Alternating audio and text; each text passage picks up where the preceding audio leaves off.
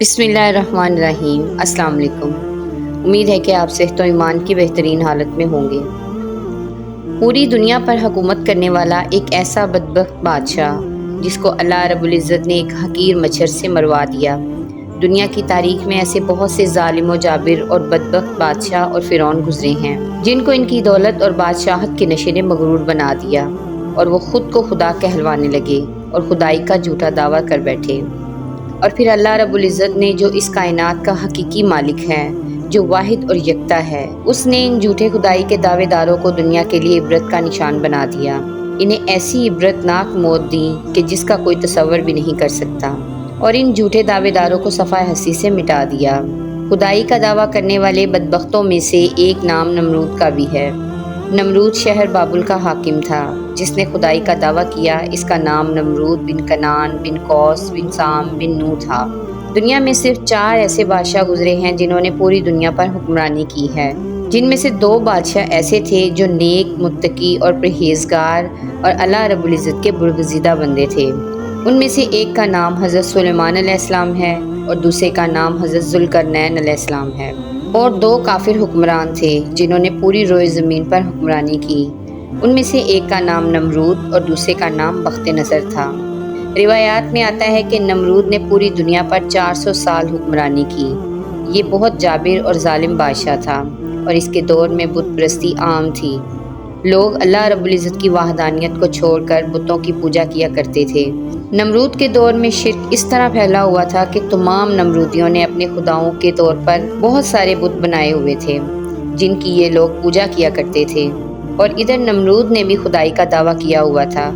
وہ خود کو خدا کہلواتا اور زبردستی لوگوں کو اپنی پوجا کرنے کا حکم دیتا۔ اس قوم کی رہنمائی کے لیے اللہ رب العزت نے اپنے پیارے پیغمبر حضرت ابراہیم علیہ السلام کو بھیجا۔ کفر و شرک اور بت پرستی کے اس دور میں حضرت ابراہیم علیہ السلام وہ واحد شخص تھے جو اللہ رب العزت کی وحدانیت پر ایمان رکھتے تھے اور بتوں کی بجائے اللہ رب العزت کو حقیقی خدا مانتے تھے۔ حضرت ابراہیم علیہ السلام نے جب نمرودی قوم کو بتوں کی پوجا کرتے ہوئے دیکھا تو حضرت ابراہیم علیہ السلام نے نمرودیوں کو اللہ رب العزت کی وحدانیت کی طرف بلایا اور ایک اللہ کی عبادت کرنے کا حکم دیا۔ لیکن نمرودی قوم ایسی بدبخت قوم تھی کہ اپنی کفر و شرک سے باز نہ آئی اور اسی طرح بتوں کی پوجا کرتی رہی۔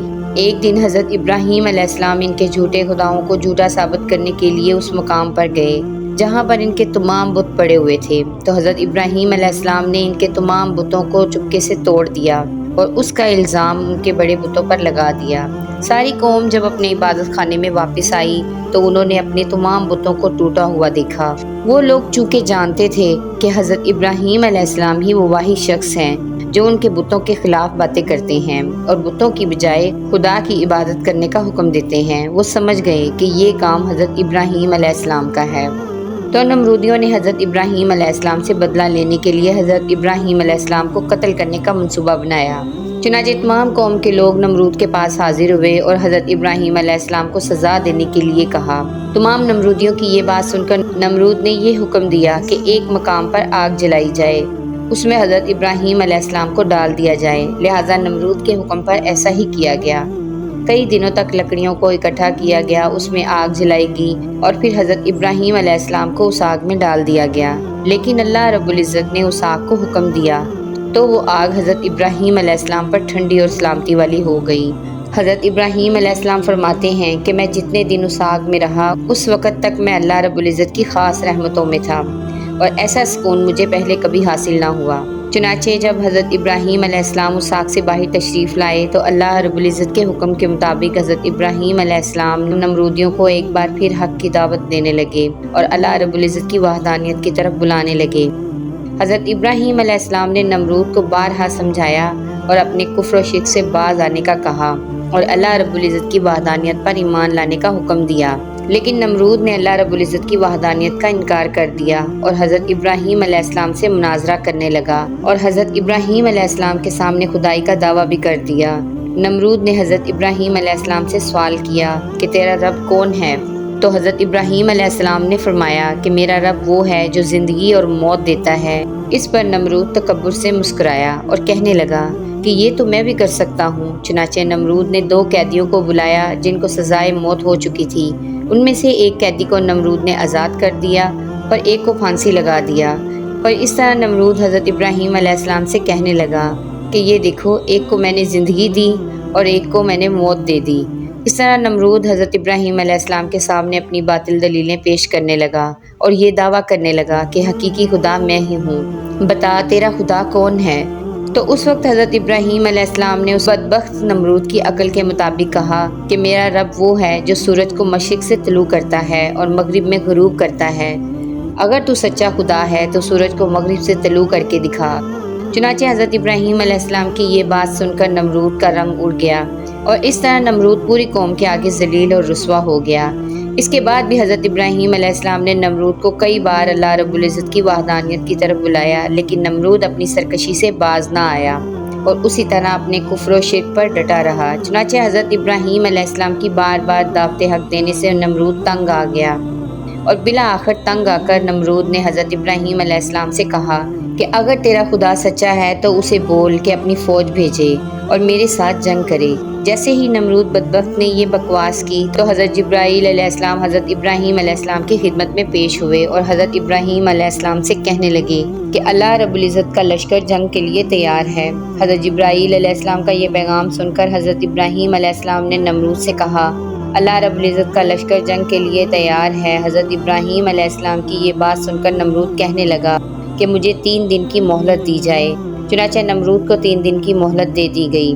اس دوران نمرود نے تمام مشرق و مغرب کے بڑے بڑے جنگجوؤں کو اکٹھا کیا اور بہت سارے ہتھیاروں کو جنگ کے لیے تیار کیا۔ اس طرح جب نمرود نے جنگ کی مکمل تیاری کر لی اور اپنی تمام فوج کو اکٹھا کر لیا تو نمرود نے حضرت ابراہیم علیہ السلام کو للکار کر کہا کہ ہماری فوج جنگ کے لیے تیار ہے، تم اپنے رب کی فوج کو بلاؤ۔ چنانچہ اس وقت حضرت ابراہیم علیہ السلام نے اللہ رب العزت کی بارگاہ میں دعا کی تو اس وقت اللہ رب العزت نے مچھروں کی ایک فوج کو بھیجا۔ ان مچھروں کی تعداد اتنی زیادہ تھی کہ ان مچھروں میں سورج بھی نظر نہیں آتا تھا۔ اللہ رب العزت نے ان مچھروں کی فوج کو نمرودی فوج پر مسلط کر دیا تو یہ مچھر دیکھتے ہی دیکھتے نمرودی فوج کا گوشت کھا گئے اور ان کا خون پی گئے۔ تمام نمرودی فوج کی ہڈیاں ہی ہڈیاں باقی رہ گئیں۔ چنانچہ اس دردناک منظر کو دیکھ کر نمرود اپنے محل کی طرف دوڑا اور اپنی بیوی کے کمرے میں چھپ گیا۔ اسی دوران ایک لنگڑا حقیر مچھر نمرود کے کمرے میں داخل ہوا تو نمرود نے اپنی بیوی سے کہا کہ اس مخلوق نے تمام فوج کو ہلاک کر دیا ہے۔ چنانچہ اسی گفتگو کے دوران وہ مچھر اللہ رب العزت کے حکم سے نمرود کی ناک میں داخل ہو گیا اور نمرود کے دماغ کو چاٹنے لگا۔ جب وہ مچھر نمرود کے دماغ کو چاٹتا تو اس سے نمرود کو اتنی تکلیف ہوتی کہ نمرود اپنے سر کو دیواروں پر مارتا۔ اس طرح اللہ رب العزت کے حکم سے وہ حقیر مچھر نمرود کے دماغ میں کئی دنوں تک رہا۔ نمرود نے اپنے محل میں یہ حکم جاری کر دیا جو بھی محل میں داخل ہو وہ نمرود کے سر پر جوتے مارے۔ جوتے مارنے کے بعد نمرود کو تھوڑی دیر کے لیے آرام محسوس ہوتا، لیکن کچھ دیر کے بعد ویسے ہی تکلیف محسوس ہونا شروع ہو جاتی۔ اس طرح اللہ رب العزت نے ایک حقیر مچھر سے نمرود کو سزا دی۔ اس تکلیف کی وجہ سے نمرود اپنے سر کو سلاخوں کے ساتھ مارتا پیٹتا رہتا، یہاں تک کہ اللہ رب العزت نے نمرود کو عبرتناک موت دی اور وہ نمرود جو خدائی کا دعوے دار تھا وہ نمرود اپنے سر کو دیواروں سے مارتے مارتے ہلاک ہو گیا۔ اس قدر دردناک موت دے کر اللہ رب العزت نے نمرود کو رہتی دنیا کے لیے عبرت کا نشان بنایا۔ اس بات میں کوئی شک نہیں کہ اللہ رب العزت کی ذات ہی واحد اور یکتا ہے، اس کے علاوہ کوئی عبادت کے لائق نہیں۔ جب بھی کوئی اللہ رب العزت کی ذات کو للکارتا ہے تو اللہ رب العزت کسی حقیر مخلوق کے ذریعے اسے عبرت کا نشان بناتا ہے اور اسے ہلاک کر دیتا ہے۔ اللہ رب العزت ہمیں عاجزی اور انکساری میں زندگی گزارنے کی توفیق عطا فرمائے، آمین۔ امید ہے کہ آج کی ویڈیو آپ کو اچھی لگی ہوگی۔ ویڈیو کو لائک اور چینل کو سبسکرائب کرنا نہ بھولیں۔ جزاک اللہ خیر۔